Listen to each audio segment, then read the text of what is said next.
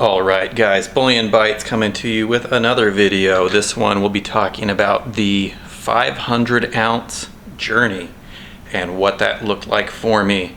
So you might be looking at the table saying that doesn't quite look like 500 ounces, but little by little, you add one bar at a time. As you're going through that 500 ounce journey, you're going to be adding 100 ounces at a time, 10 ounces at a time, 20 ounces at a time. That's the pace you want to be looking at as you're getting into the heavier stacks. You're going to be adding things like 5 ounce ATBs. This was something I got into once I got, I would say, well into the 300 to 500 ounce range. I looked at branching out into some of these, what I would consider semi-numismatic, sort of modern collectible items that had a relatively lower premium for the total ounces involved.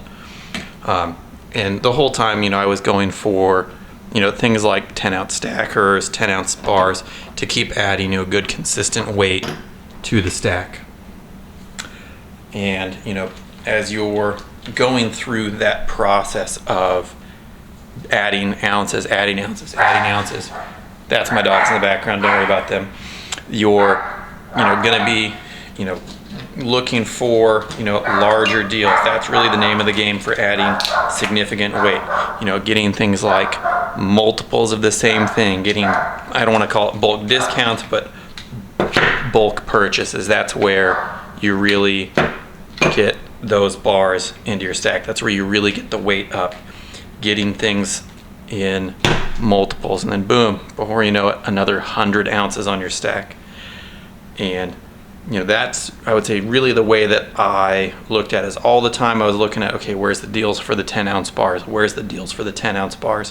Where am I going to get a good deal on, other things like, periodically something like a 5 ounce Perth round, to keep the stacking, I would say, interesting.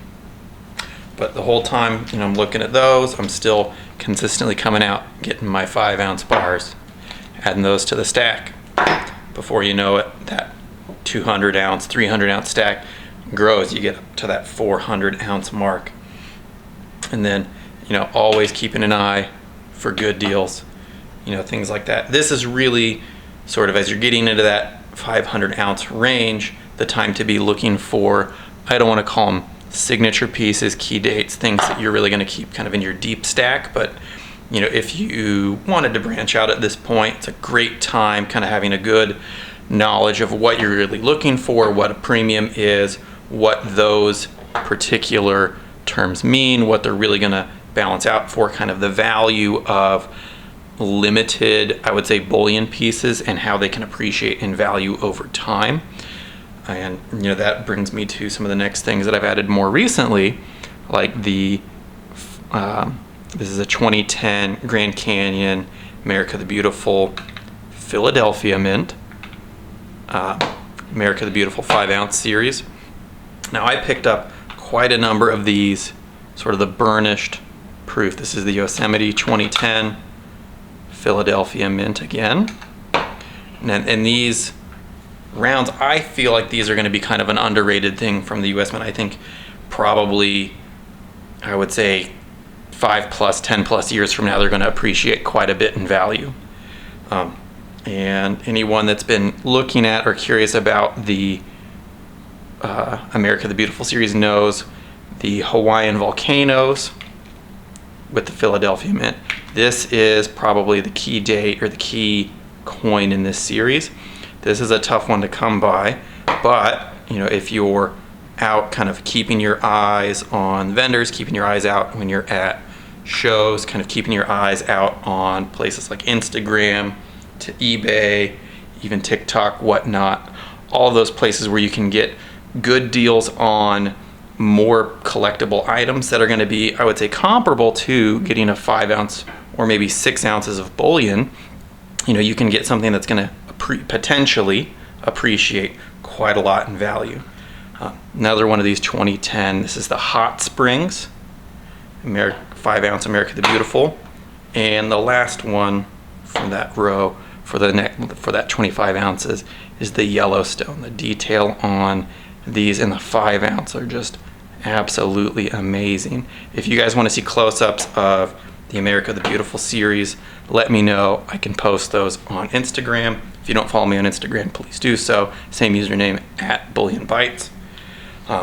But really, as you're getting into the higher weights, it's just a matter of consistency. And every couple of months, every couple of weeks, if you've been setting money aside, every pay period, every month, just really getting after it. And you'll see, your stack will grow, and it just takes consistency, and it takes being diligent and disciplined with your finances. And that's really what stacking silver, what precious metals investment, if you want to call it investing, if you want to call it setting money aside, is really all about. It's giving yourself a physical, tangible thing, something that you can hold and feel, and you don't have to worry about any kind of counterparty risk, that you can feel and be financially secure. And you can develop not only wealth and wealth preservation, but you can develop financial discipline, which is kind of learned in the doing. It's learned in the process of stacking metals. Now, as you can see by looking at the table here, 500 ounces of metal doesn't take up a lot of space, but it is heavy, and it takes up a lot of weight where you're living.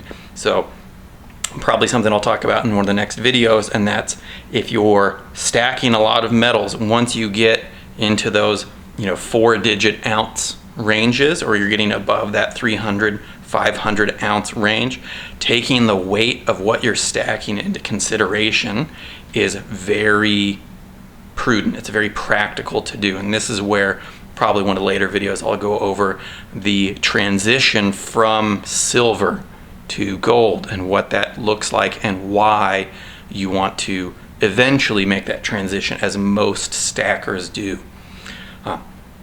Everything on this table here, if it was revalued kind of dollar for dollar, so to speak, or ounce to ounce, with gold, you could put it in your coat pocket and then get on a plane and no one would know. And that's something to be said about the wealth density or the value of gold. But to get to gold, you really do want to start with silver, and it's something that it takes time. And some of these coins in this stack are 10 years old. Some of these silver eagles I got in 2013. Some of these are from 2023. Some of these I got not 2-3 months ago. And this shows you that there is a benefit, there is a payoff to being patient with it, with doing the hard thing when it comes to setting money aside and sticking to a plan. I know there's a proverb somewhere that says the fool does what he feels, but the wise man makes a plan and sticks to it, or something to that effect. If you guys want to see more of these or see anything in close up, leave it in the comments below. If you guys have any questions, leave them in the comments below. I'm more than happy to answer those for you. If you just whatever you feel like putting down there, go for it. That's up to you. It's a free country. It's a free platform. You can say whatever you want to say there. I won't remove any comments.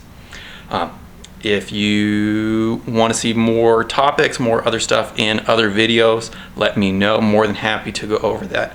In the next video, I will probably go over another gold journey or a gold milestone, and what that looks like, and why considering that diversification, that transition at around this point, around this weight in a stack, is prudent to do. I will talk to you about that in the next one. If you haven't already, please rate, like, subscribe, comment, share this video. Appreciate everything, and I will see you guys on the next one.